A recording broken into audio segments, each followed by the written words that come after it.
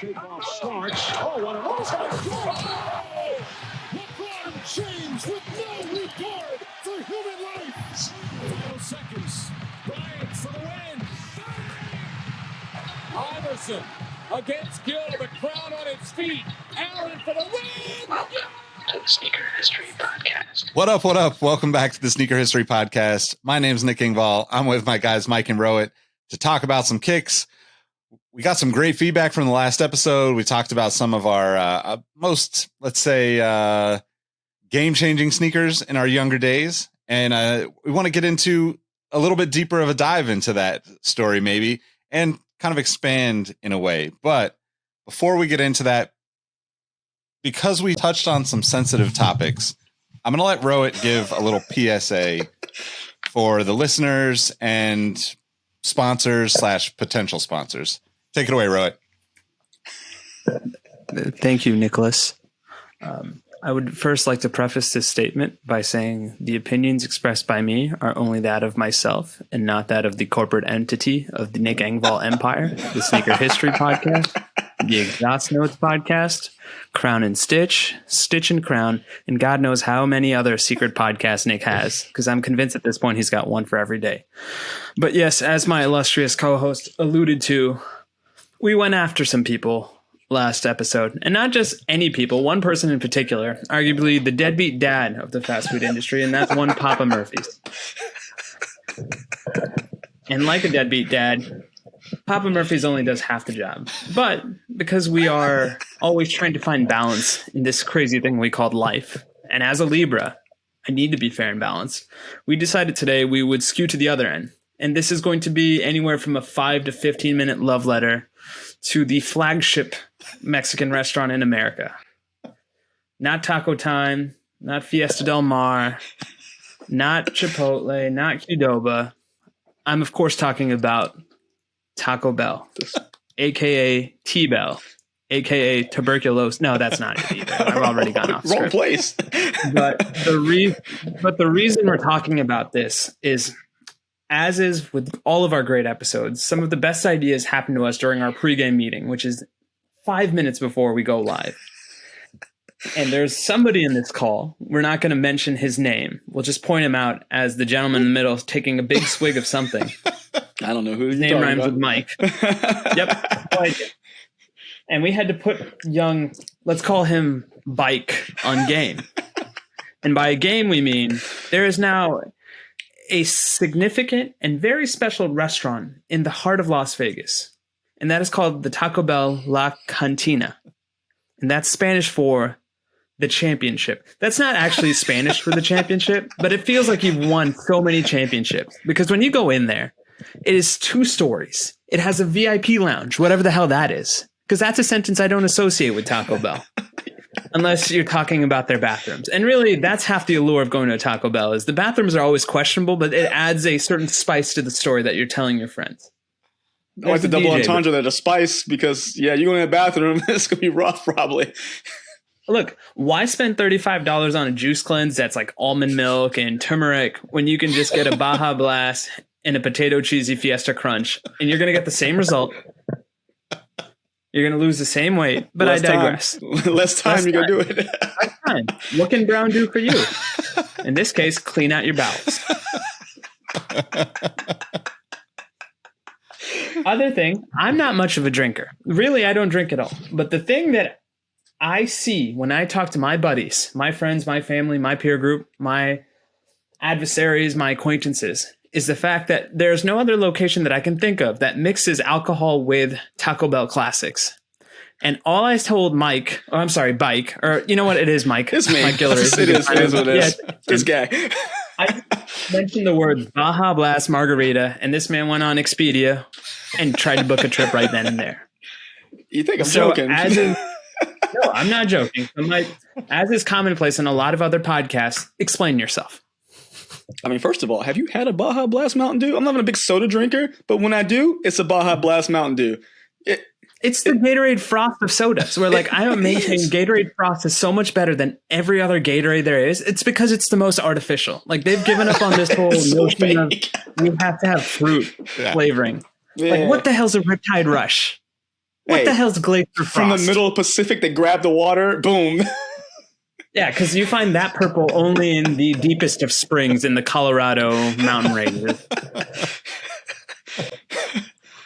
I mean, look, man. First of all, that is the most exciting thing I've heard today.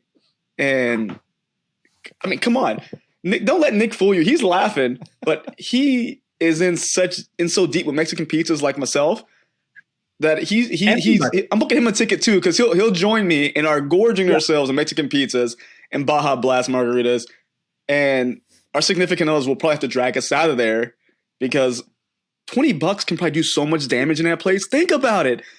The dollar menu at Taco Bell or the $5 box with a $5 Baja Blast margarita.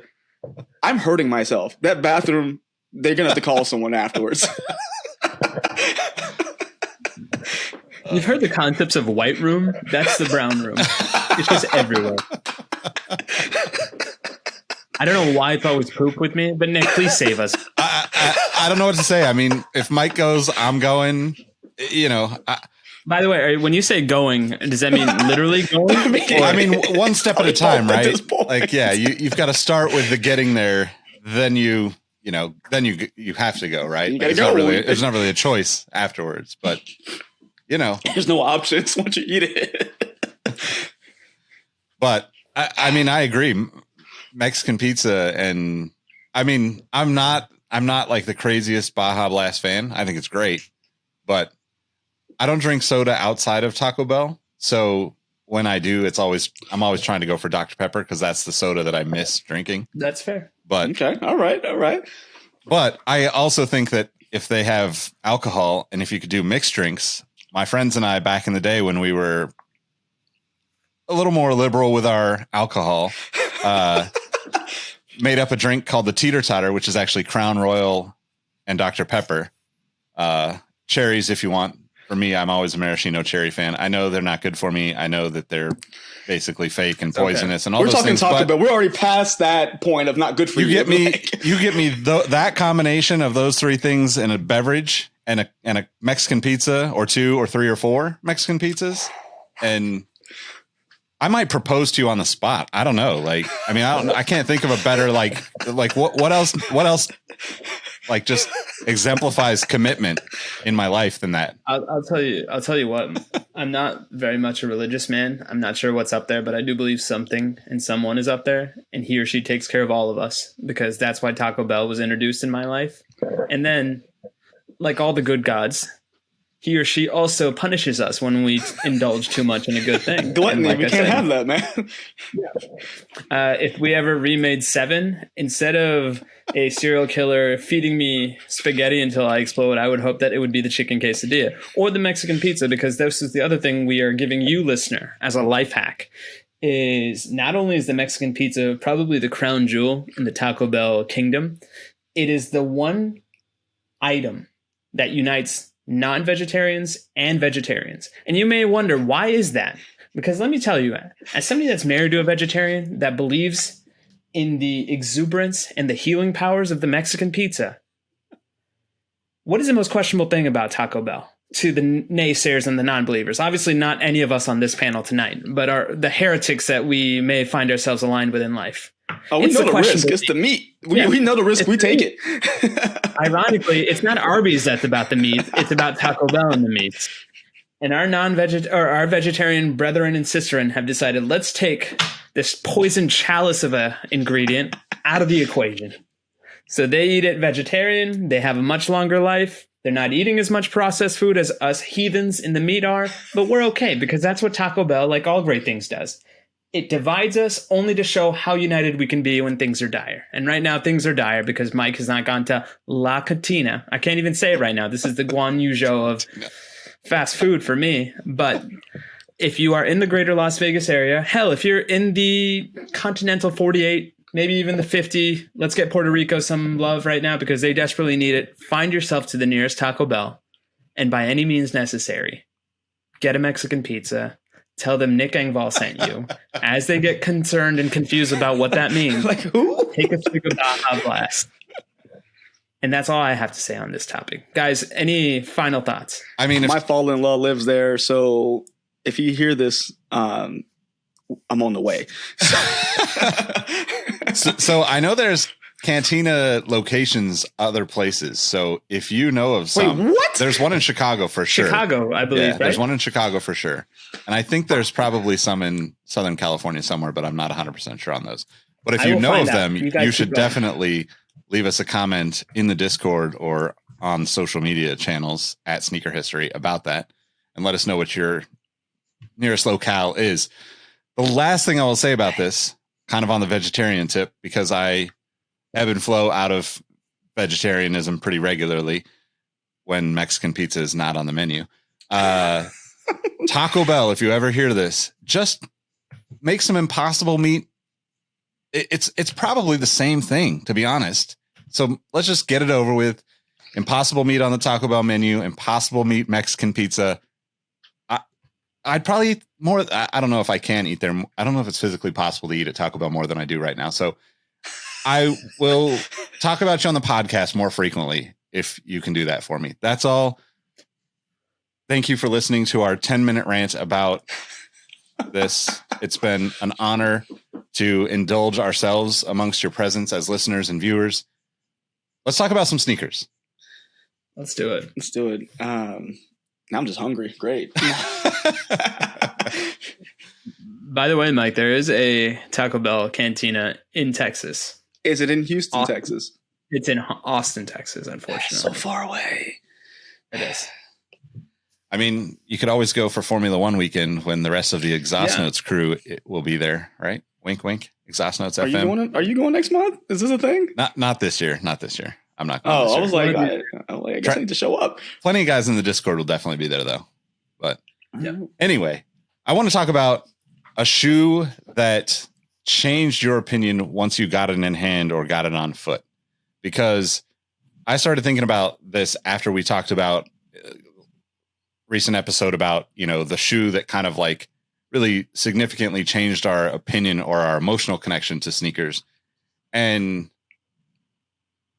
there's a handful that like came to mind when I first started thinking about it, but I think there's probably one more recent within the last 10 years that really was like kind of a poignant one for me. So I'm going to let one of you guys start us off, and then I'll get into my kind of, I don't know what the term would be, but it's basically when you see a shoe and you're like, that's all right. And then you see it in hand or put it on foot and you're like, whoa, this is not what I was expecting.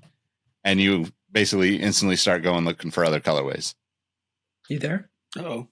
Can you hear us, Nick? Yeah. Oh, okay. All right. You just like you froze, and it was just you said in hand. That's all the last one we heard. All right. So Yep. I have to go with a recent one for me. New Balance 2002R. Love the shoe. I just never understood the protection pack or Refined Future to what it should be called. I was like, it's just the same thing and some like jagged edges on it. I got one in hand and I was like, oh, okay, I understand. Is that where the party's at? I understand that's where the party's at this point. I was like, I was being that guy like, this is stupid. Then I was like, all right, let me try it. I'm like, I understand why you fools out here are paying this much money. I won't do that because I got these for retail, but I understand because it just makes the shoe look so much better with just kind of just the extra touches. And I don't justify $500 for a New Balance sneaker, but I can see why people are a bit excited about it as a really cool look. And of course the shoe's as comfortable as all get out. So I get it. So that's one of mine that I had. What is retail on that shoe anyway? Retail for this one is, I want to say $150 for the Refined Future. Typically, I think normal 2002Rs are like $130. Yeah. It's a good shoe. I like it. Yeah. I like it. Not mad at it. No, I think for me, it's not necessarily a shoe per se, but more a signature line. And part of this is the pettiness that I have as a human being associated with the inspiration behind the signature line. And of course, I'm talking about the Kobe line. And I think so much of last episode was predicated on where we are in our lives when we fell in love with sneakers or got bit by the sneaker bug. And when you get bit by the sneaker bug, so much of your thought process around sneakers is your financial situation. So I think all of our co-hosts, including myself, all had this moment of when we would buy sneakers, that was the only thing we wore for 6 months or a year. So then when you get placed in the industry and you have that disposable income that inevitably goes towards sneakers, you can be a little bit more selective, and that kind of opens your eyes around, okay, yeah, I like this sneaker for its aesthetic, or I like this sneaker for its performance if you're playing a particular sport. And for me, I think I've waxed poetic on countless episodes about the Airjet Flight Max, and that was probably the definitive low top basketball shoe before Kobe's 4. And that was one of those things where I fell in love with that shoe. I am in that cult. I will always speak highly of that shoe. And I always thought that any low cut basketball shoe was pale in comparison to that Airjet Flight Max. I see the Kobe in hand. I'm like, okay, great, low cut. This is going to be eh. But then you play in it and you're like, okay, as much as I hate the guy right now behind this shoe, this is a great shoe. This truly allows me to play up to whatever my pedestrian level is as a basketball player. And that's the secret of a great basketball shoe. It causes you to overachieve in a way that you don't think possible until you wear the shoe and you do assists, points, rebounds in said shoe. So for now, the Kobe Bryant line, and then a pinnacle point in that line was the 8, because then that was, in my mind, the first shoe that was equally aesthetically pleasing as it was performance based. And so you had colorways like the Mamba Kuro, which took into account Kobe's love of soccer, but then also kind of applied the chocolate and the peanut butter methodology we always talk about, where you're combining two things that on the surface don't have a connection, but when they do have that connection and when it is discovered by the masses, oh, there's this feeling of how did we ignore this? How did we live our life without making that? So I think for me, the Kobe line right now would be that. Yeah, that's a good call. It is. I kind of say that's definitely one of those moments for me too. A little bit earlier on in the line with the Kobe 4, it was like, I mean, that was obviously like kind of a game changing shoe because it shifted the perception of like what you could play in, right? Like, yeah, in hindsight, you know, it wasn't a low cut shoe the way the line evolved to low cut shoes. But when the 4 came out, it was kind of like, wait, a pro basketball player at Kobe's level playing in a shoe that is, you know, a mid at best, you know. And I know that like when you see it in hindsight and everybody does their comparison videos of like, oh, well, it's almost the same size as the Jordan 3 or whatever, but like it didn't feel like that. It felt like, what the hell is Kobe doing wearing this? And I absolutely love that shoe. I mean, it's also like the heart of the rivalry between between Kobe and or the Lakers and the Kings and all of that. So it's hard for me to like acknowledge that as a fan, but that shoe is a game changer. I'm the same way, right? Like there's this concept of the critically acclaimed teams, which are those teams that have a special spot in your heart, but they've never won a title. So all we can do in terms of remembering them is waxing poetic on our respective podcasts. Kobe Bryant and Shaq and Robert Horry and Derek Fisher have put a lot of teams in that critically acclaimed column when in actuality they should have been champions. Yep. Yeah, definitely. Yeah.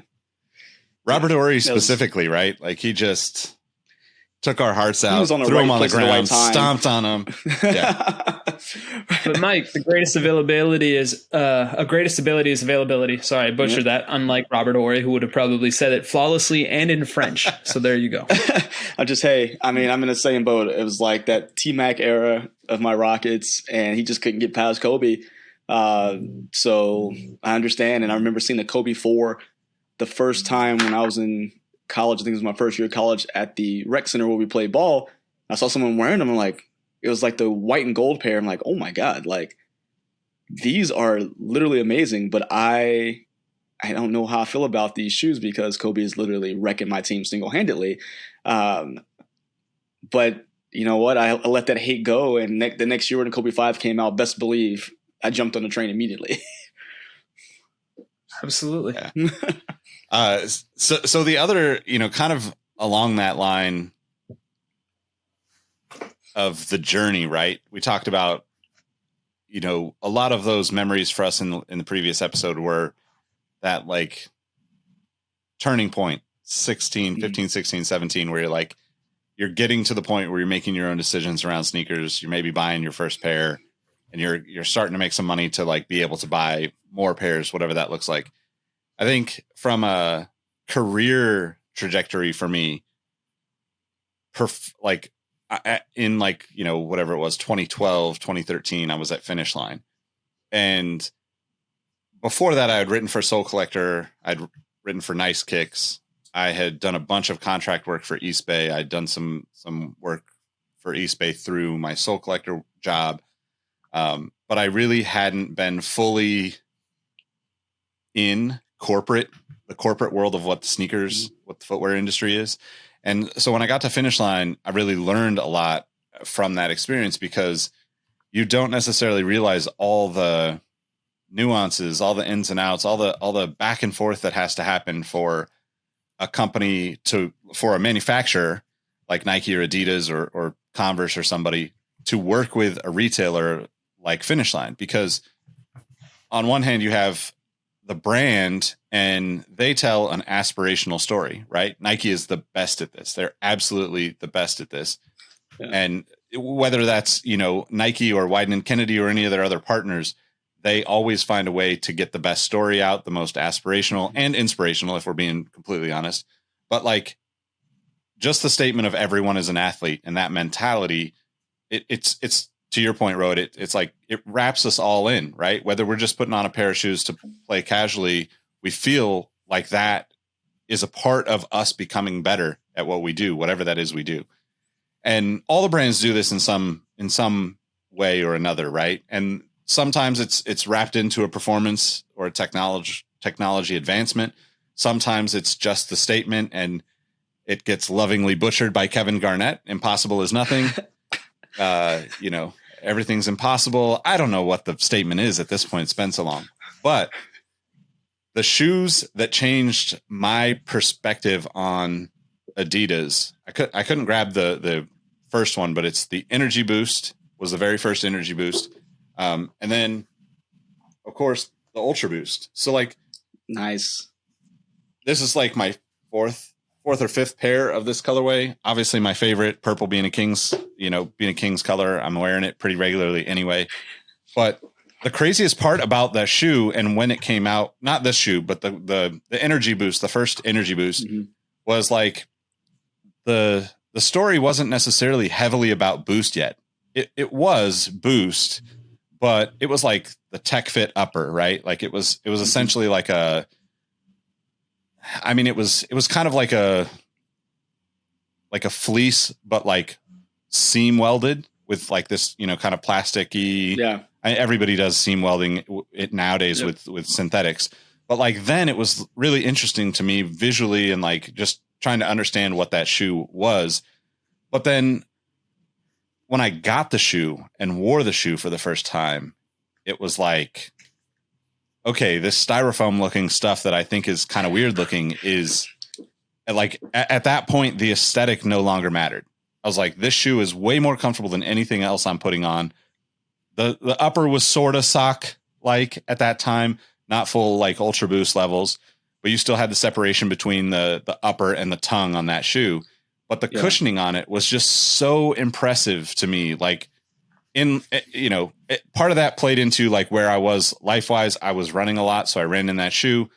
I was living in Boulder, working at Finish Line, and I was literally like walking, half mile to work every day. I never drove my car.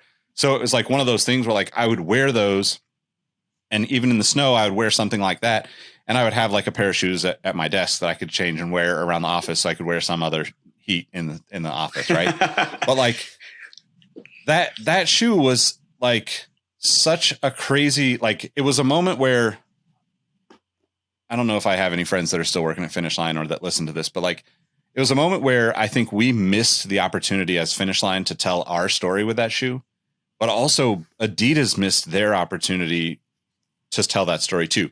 Thankfully for Adidas, Kanye came along, wore the 2M, the second. It was a pure boost he wore, right? It was an Energy Boost. The first, it's like the Energy Boost 2 Energy Boost SM or 2M or something like that. I can't remember the technical name of it, but yeah, it was basically like a running shoe that was a performance running shoe that was all white, and that shoe sold out instantly everywhere. And then it turned into the Ultra Boost. It turned into him wearing the Ultra Boost. But like, I don't want to take away from the kind of the credit that Kanye does deserve, because like he's gone a long ways from where I've lost my interest as a fan. But the turning point for Adidas, in my opinion, could not have happened without Boost happening at that moment, because they had the design aspects of this running in parallel as Boost was coming out, right? So you had the ZX Flux, you had the tubular returning in its new form.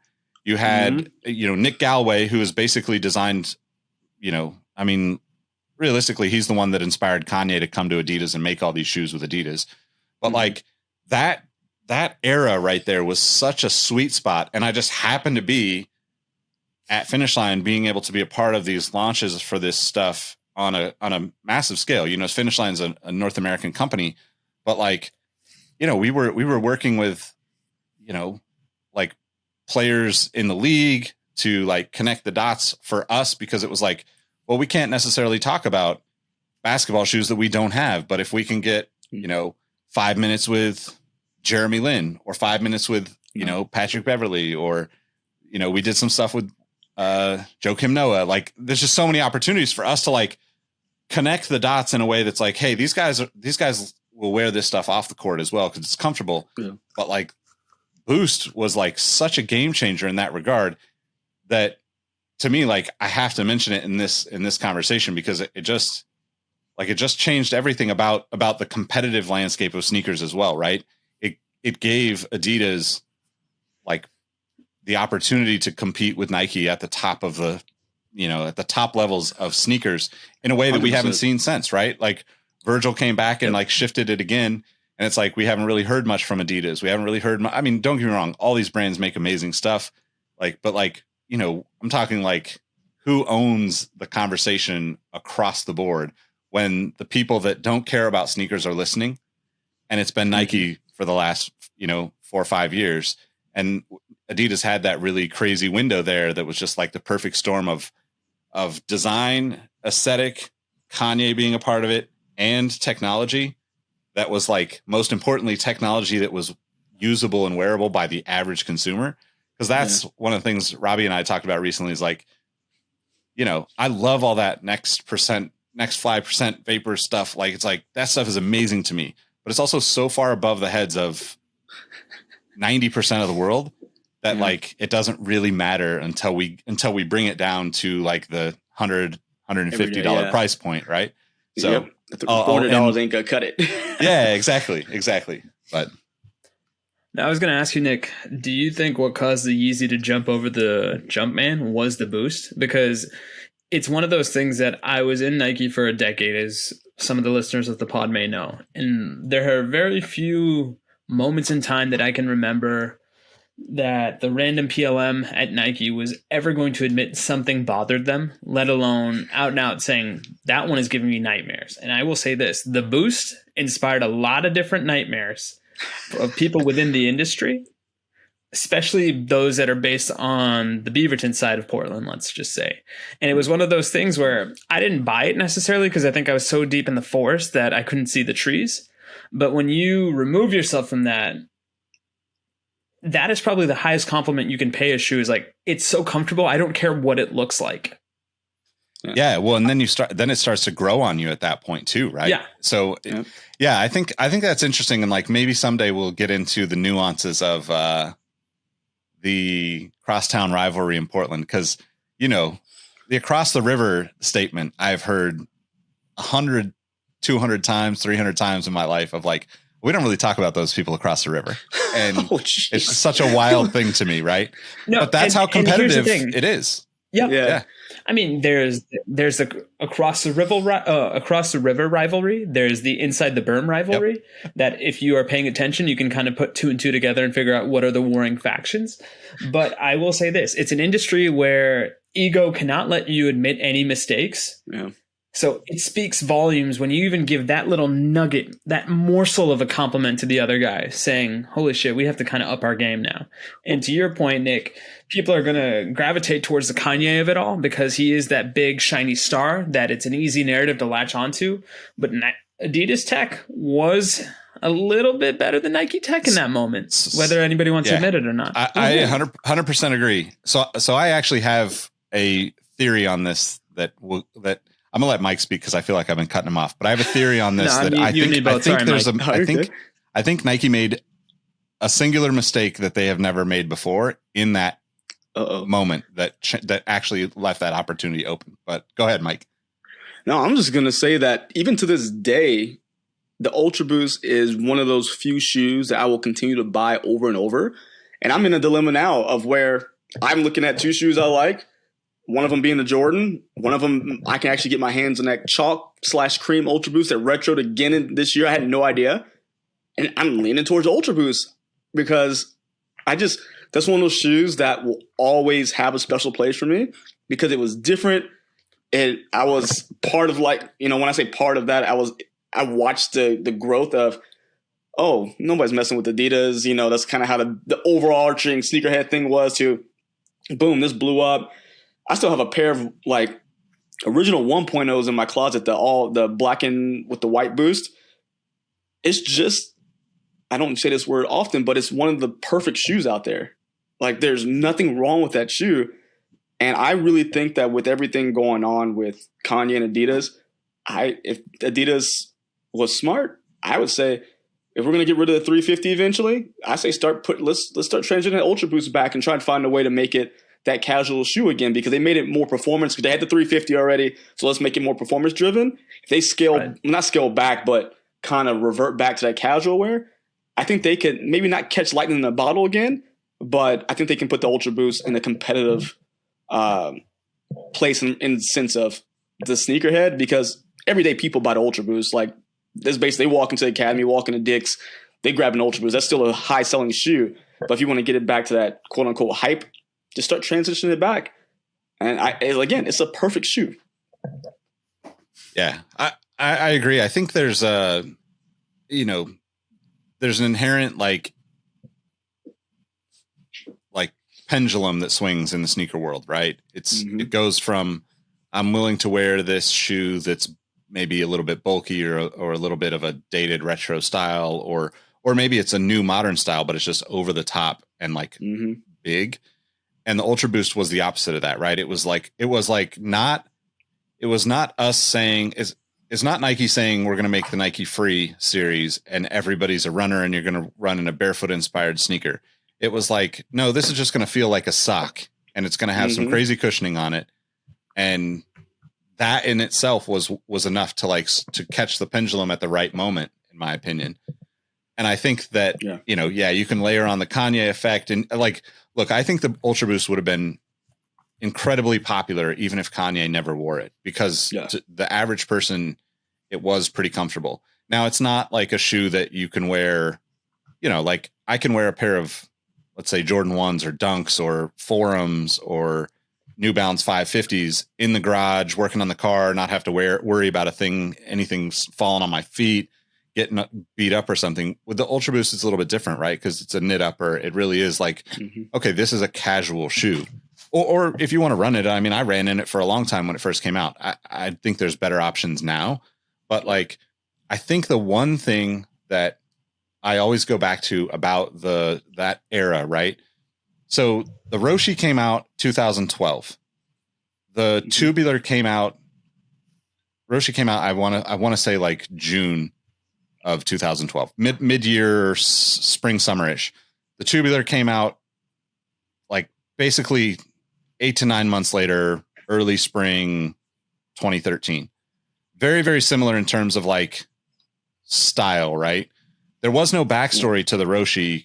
There was no legacy story. There was no retro product. There was no product that inspired it. There was with the Tubular. So Adidas didn't really lean into that too much because the Tubular system originally was not a thing that people caught on to or knew about, right? You had to be kind of really into the sneaker world. And probably more importantly into like technology of running shoes to care about tubular, 25 years ago. But the thing that Nike always does that is incredible is stuff we've already mentioned, right? The free series, 5.0, 3.0, 4.0, 5.0, 7.0, the double sack zoom in the, next percent fly, whatever it is,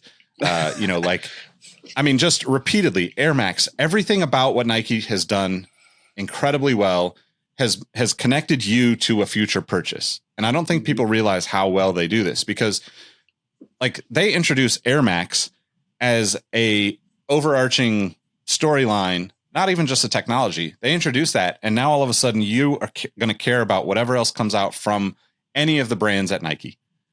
They never did that with the Roshe. The Roshe had a very unique outsole. It was very simplistic and minimal, but it was comfortable. Yeah. The upper, like super simple, nothing crazy. And like everybody was looking for something that was inexpensive and comfortable.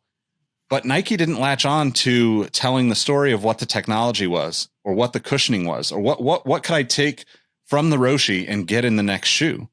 Even the second Roshe, it just didn't happen. There was no connection to it. And I think that is the missing piece, that they left like the slightest window of opportunity for Adidas to take that market share in that moment. Because if Nike would have, let's say the Roshe had, I don't know, pick a name, right? Moon crystal cushioning. Every shoe from that point on, because Nike's so good at it, you would be looking like, okay, which is the next moon crystal cushioning? I got to see what they're going to do with this. Yeah. It lives so well on its own. And part of that is because it was so inexpensive. They didn't need to tell the story. Like the people that are buying a Roshe at Kohl's didn't care if they cared because they bought it for $60 or $70. They didn't care about the Zen-like features of the shoe, But put like React in the sole would have been different. Like call it React. Like right. Had they done that, had they done some sort of you would have had this continuation. And not to say that Nike didn't capitalize on the Roshe, right? Because the Roshe was a solid. I mean, I feel like they had a 2 or 3 year run of just the first pair.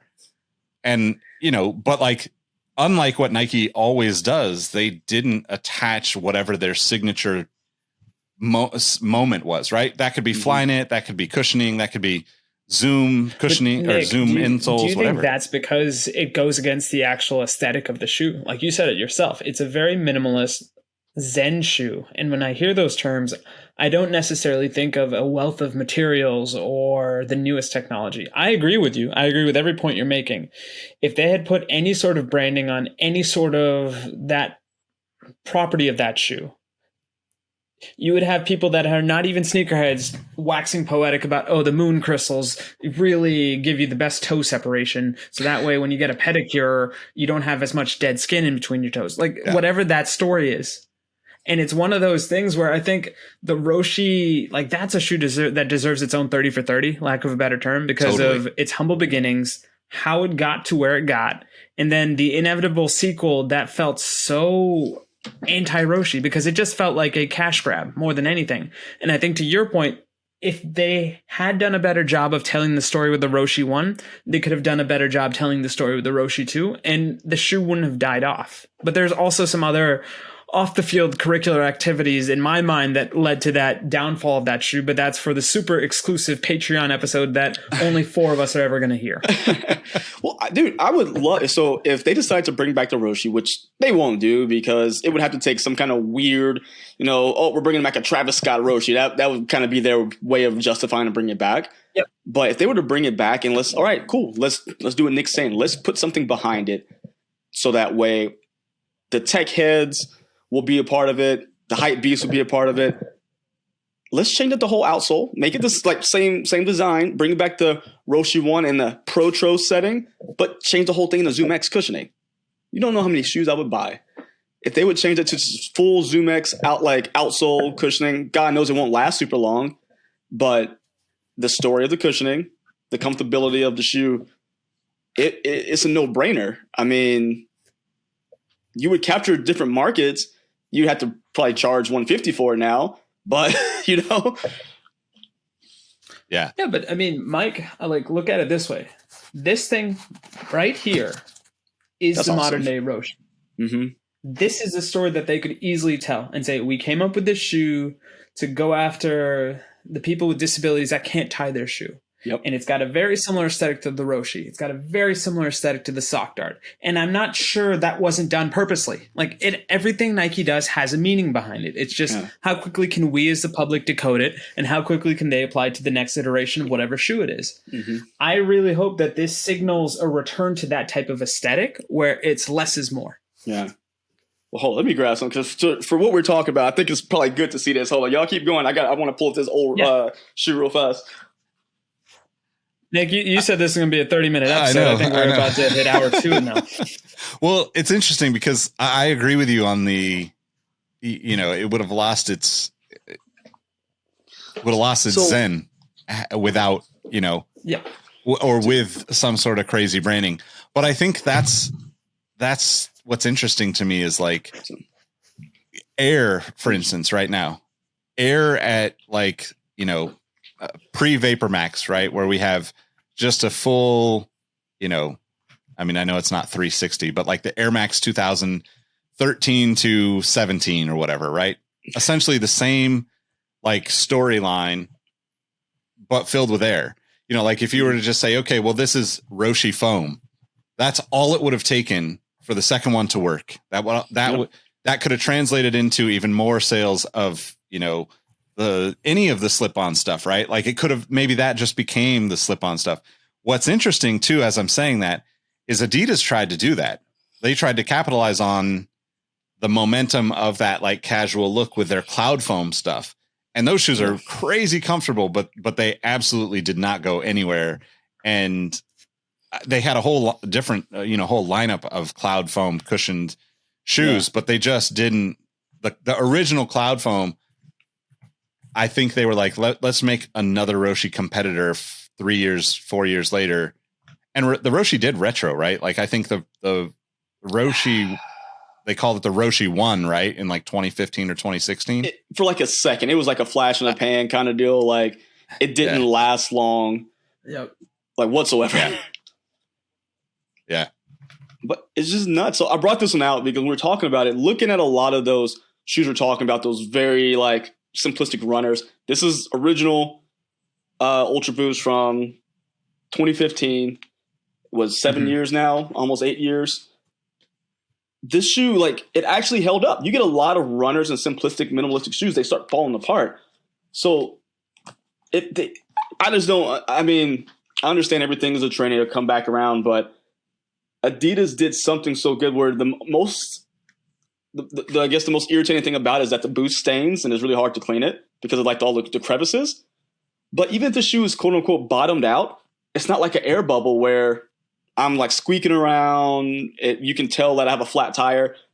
I can still wear this shoe and be extremely comfortable. I may have a little bit more ground feel, but they market this shoe so well that it sucks that it kind of hinged on Kanye a bit. Mm-hmm.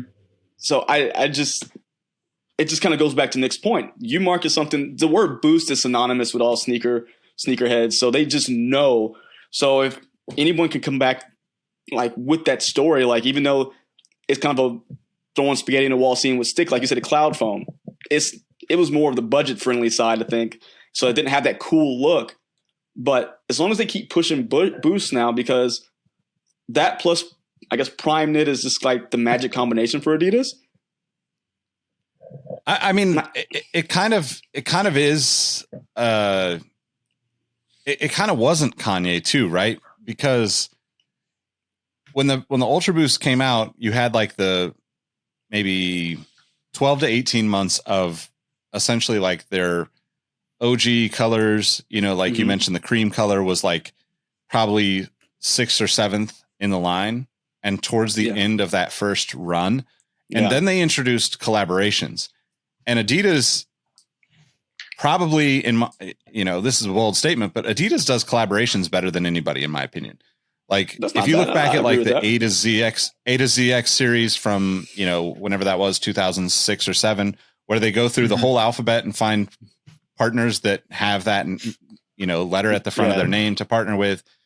The Ultra Boost, the best thing that they did was not silo it into performance, right? They were like, okay, let's embrace that people are wearing this casually and lean into that. So then you had so many great, Hypebeast did a shoe, Highsnobiety, partners that didn't normally do collabs, right? But then you had like the traditional ones, Woodwood, sneakers and stuff, Soulbox with the uncaged one that blew everyone's mind. Yeah, like there was just so many good ones that I think that's really an interesting piece to like how they approach that these brands, I know we're getting a little long-winded, but these brands inherently keep things separate because it's easier to manage budgets and money and people in that way. But they're most successful when the brands are all crossed up.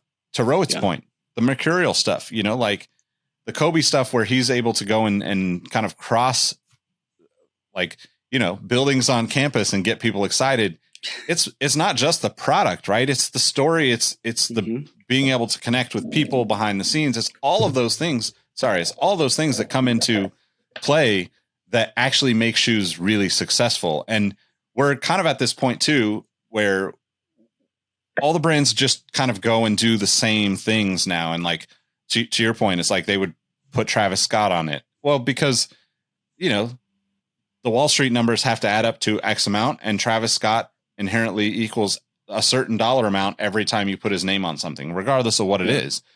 And I think that's really, in my opinion, we're just in that talking about that, kind of pendulum swinging. We're just at that state where collaborations are, they're never going away, but the dependency on a few like very, tight range of collaborations, I think is something that we'll see kind of disappear, and we'll start to see people like getting really creative. And we do occasionally with some of the other brands where you're seeing like, skate brands do this incredibly well, right? It's like, oh, you have a shop in, whatever small city in whatever small state.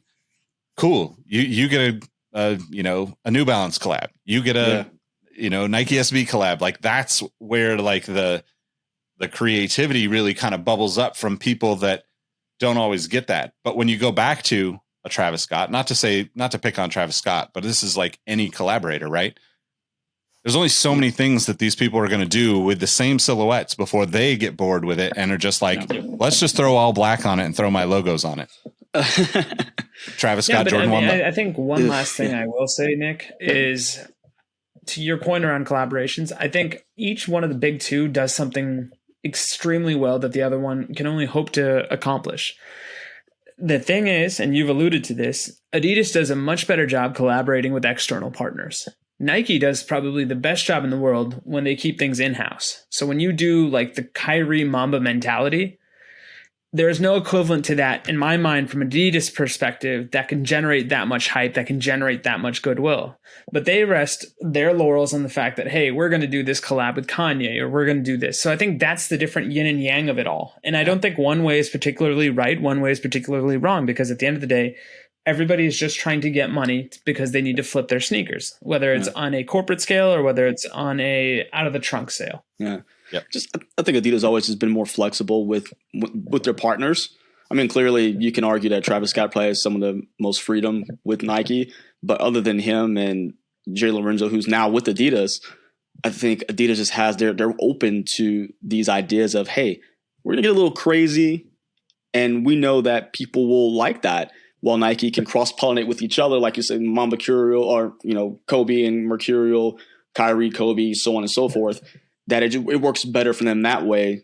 I mean, that's why you get all these like the LeBron mixed with the Air Max 1 Safari. That worked. Like they just have their different paths, and it just works for them. Like just like Rohit said, the Vapor Tour, Jordan 3s, the Kyrie Kyrgios collab. It's just things like that. There you go. Yeah. Yeah, I think that's a great point, and we can probably wrap on that because I really think that that's like, to your point, Rohit, that is like the two. It's like Nike's their success is their it's like the default at this point, right? Well, we know that we're going to do this the best, so we're going to keep it in house. We're going to find some other people across the across the campus, and we're going to do some cool shit together. And with Adidas, I feel like they've always lacked a little bit of confidence in that regard, but they've made up for it in the confidence in letting creative people go a little crazy, right? Yeah. Yes, and that definitely. predates a lot of this conversation too. You know, like thinking of like, you know, they gave Jeremy Scott an entire line of shoes without any thought or prayer that it was going to work, in my opinion. And it did. Like that shoe, all the stuff that he did, you know, 2008, 9 or whatever, was absolutely bananas and was ridiculed by guys like me, who then turned around and bought pairs multiple, you know, months later, where it was like, oh, that's a cool colorway. I want that one, you know, like, but like, do I need wings on my shoes? No. Yes, I do. Like, that's why I need those wings. Like, that's why I love sneakers so much, is like people can do things and do it in creative ways where you think the most ridiculous things are then somehow cool and wearable. And like, you just like, I just love this stuff. And I'm so stoked to be able to talk to you guys about this, because this is a really great conversation. Yeah, I said, you know, I talk about shoes all day. What you talking about? What did it? Shoes and Taco Bell? Shoot. We're gonna kill it in that 18 to 34 female demographic of this episode. I'm gonna feel it in my bone. I wouldn't be surprised if this was a. As soon as Taco Bell's heard, it's like, oh, this is gonna be a 99% male episode, because I heard Taco Bell. We're out of here. Ixnay on the Akko Elbe. I don't even know. My take that what it needs to be. Anyway, Nick, take us home. All right. Well, we appreciate all of you listening, watching. Make sure you hit that subscribe button if you're on YouTube. Make sure that you give us a review if you're on iTunes. Hit that follow button on Spotify. Tap that little star to give us a rating. You can also leave us a review on Amazon Music if you listen to us on Amazon Music. If you haven't done any of those things, I just got to ask, why not? You know, like, Just we've been cranking out the episodes. Just give us a little love. We would really appreciate it. Anything is possible. More importantly, anyway, you can find me on Twitter Exactly. at Roheezy. You can follow me on Instagram at RoadM13. Mike, where can they follow you? You can find me here at Sneaker History. You can find me on Instagram and Twitter at MadWatcher789. Also find me on YouTube at Mike Guillory as well. Nick, tell them where you're at, bud. You can find me at Nick Engvall on all the platforms. You can also find all of us at Sneaker History. Most importantly, hit the first link in the description to join the community. It's free. Discord. It's popping. We do some great things. There's incredible people in there. I love you all. Appreciate y'all. And we'll catch you on the next one. Peace. See ya. Bezos!